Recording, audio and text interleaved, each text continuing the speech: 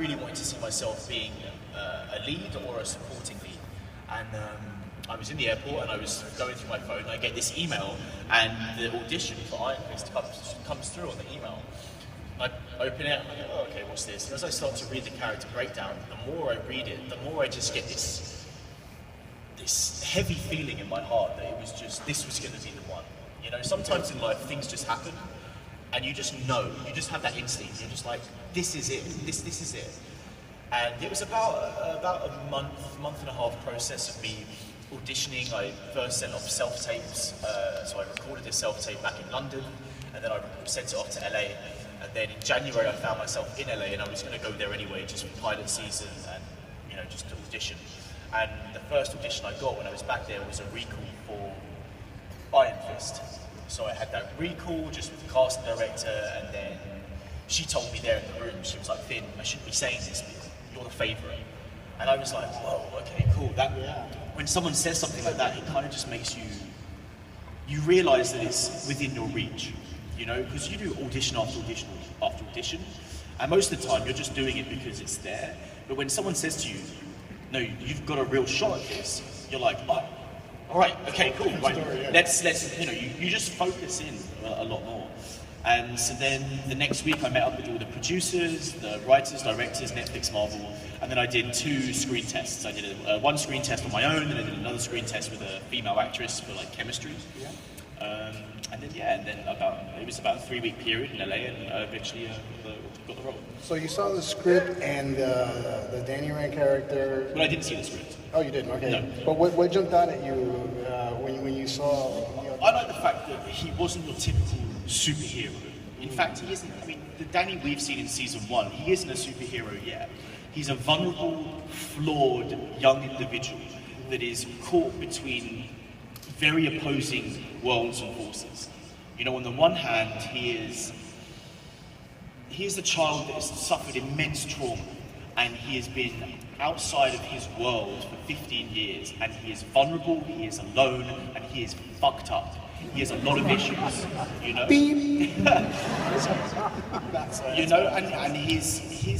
he's irresponsible, he's reckless. But on the other hand, he is in this situation where he is a warrior and he has this responsibility, and he has this spiritual foundation, but then also he has this foundation which is from a hugely capitalist and privileged background. So he's constantly trying to juggle these 2 worlds, and season 1 of Iron Fist is Danny trying to work out where he lands and what to do with his responsibility and what it all means. Like, he is not fully formed. And that really interested me, the fact that he wasn't going to be a fully formed superhero, that I wasn't just going to be playing someone who just turns up in spandex and can save the day. The fact that... It's the girl. No, exactly. He doesn't get the girl. Well, he does get the girls, but like...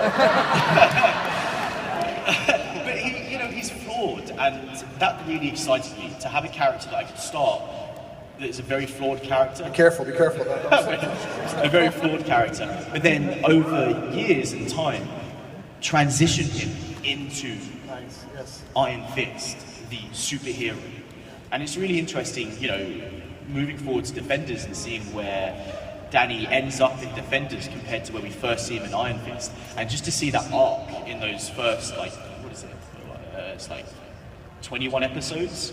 It's really interesting, and it's a lot, as an actor, it's a lot of fun to be able to take the slow, more organic route of character development.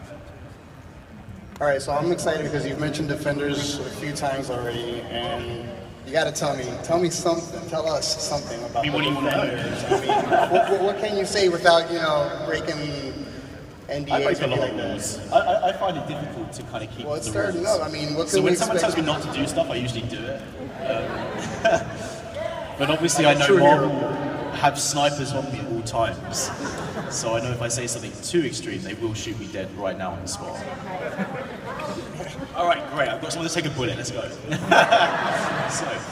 So let me see. It's 8 episodes, and it takes place over a very short amount of time. So I think it maybe takes place over like 48 hours, maybe a bit more than that. So it's got this real frenetic, fast-paced energy to it. And the heroes,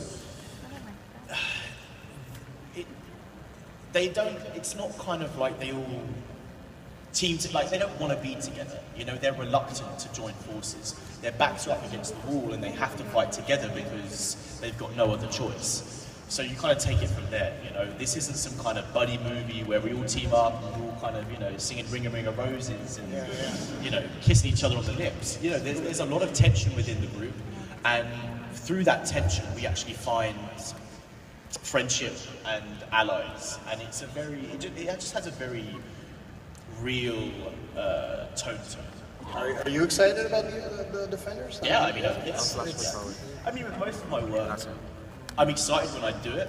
Like, I film it, I put my heart and soul into it. But then, once you've done it, you kind of got to distance yourself from it, because you can't control what comes out the other end. And because, you know, you don't know how people are going to edit it, what takes they're going to choose, like all of this kind of stuff.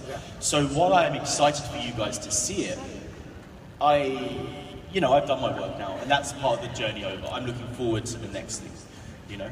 All right, so with obviously Iron Fist Defenders, you've made this transition from a mega network like HBO to Netflix, and Netflix is obviously, you know, the small guy that's disrupting the industry. You know, they got obviously Luke Cage, Jessica Jones, and all these other programs that are, I guess, sort of a thorn in the industry side. Do you feel any difference under the wing of HBO versus now with Netflix? They're two really great companies, and they're great companies because of this, because they allow artists, showrunners, writers, directors, actors, they allow those people that are creating content for their channels to be free. You know, it's not like network television where, you know, you have adverts, so you have, you know, you've got, you know, it's a corporation thing, it's a money thing. You have to tick certain boxes. Whereas companies like HBO and Netflix, they're subscription based. So there's a lot more creative and artistic freedom. And certainly what Netflix, you know, they allow. They allow and they take risks. And what do you think they're focusing on these, like you mentioned earlier, these non-traditional superhero characters? Because I think they're interesting. Yeah. I think they're, you know, they can probably get the rights to them. You probably can't get the rights to Spider-Man and Captain America and all that lot because, you know, they're doing their movie thing. Yeah. But they're, you know, they're interesting street level superheroes. They're flawed superheroes. They're reluctant superheroes, and that's the story that Marvel Television and Netflix wanted to tell. They didn't want to tell a story of perfect movie star superheroes. They wanted to tell gritty street level stories. And so I think they chose these heroes because they all have elements in them which are gritty and real and down to earth. Okay. And within that universe, on the small screen, we're seeing a lot of crossover episodes. You know, we see it in Arrow, we see it in all these channels. And now we're seeing them in Defenders. Why do you think what's the appeal with those crossover? Well, it's simply what Netflix and Marvel Television are doing now, is they're bringing the comic book format to life. It's always been this way, you know, back in the 70s when the comic books were out, comic books have been doing this the whole time. Like, people have been crossing into other comic books and, you know, there's been that crossover. And now, thanks to Netflix, we now have the freedom of platform to do that. Like, when have you ever seen in television, like, a character get 13 episodes of just their story, of their character build-up, before you then go to the main event and start telling the crossover story? Like, you allow such character development in those stories, something that network television and especially films you can't do because you simply don't have the film time.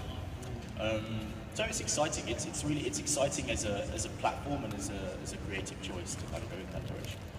So that we should be hearing a confirmation within the next month or so if that's going ahead, which I'm hopeful. And so really, right now, my focus is just on bringing this character to life as best as I can. Hopefully after the World Tour of Defenders, I'm going to have like 4 or 5 months to really just train myself, prepare myself for season 2. And so I'm just committing to this role right now. And I'm not in a hurry, I'm not in a rush. I'm 29. Hopefully I'll be playing Danny Rand for a couple more years to come. Yes. And then by the time Danny Rand has finished his chapter, maybe I'll be like 34, 33, and then I'll be developed into a different person to take on another role. So role, I'm really, yeah. you know, I don't like to I like to kind of be present and work on what I've got, rather than chase around and always want more, you know? Yeah. You know, when I see these ensemble casts and they do interviews and whatnot, they always talk about chemistry and how great they get along and all that stuff. Is that the case with the Defenders? Oh yeah. With Luke Cage and Jessica Jones and all those guys? Yeah, it was kind of actually unbelievable how well